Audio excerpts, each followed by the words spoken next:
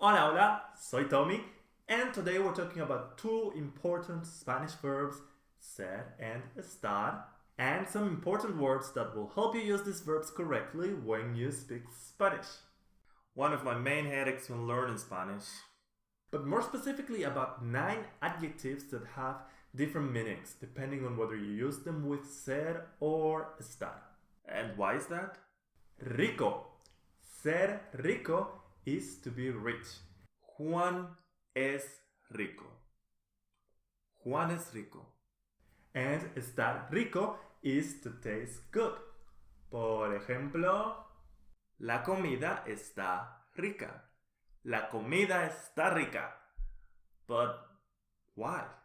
Malo.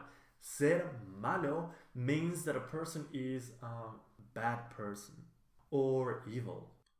Tú eres muy malo. No. Estar malo means that you're sick. Estoy malo. When we're talking about a person. And it can also mean that the food tastes bad. La comida está mala. Enfermo. Ser enfermo is to be mentally ill. Eres un enfermo. No. Estar enfermo, just like estar malo, also means to be sick. Estoy enfermo. Tengo gripe. Atento. Ser atento means to be polite or attentive. Soy muy atento contigo. Soy muy atento contigo. Yeah, right. Estar atento means to listen up. Cerrado. Ser cerrado is to be close-minded. And estar cerrado? We use it to express that something is closed. La tienda está cerrada. La tienda está cerrada. Abierto.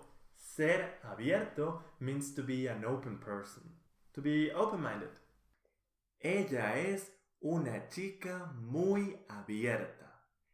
Ella es una chica muy abierta. Estar abierto, we use it to mean that something is open. La puerta está abierta. Can I also say la chica está abierta? Yes, but that means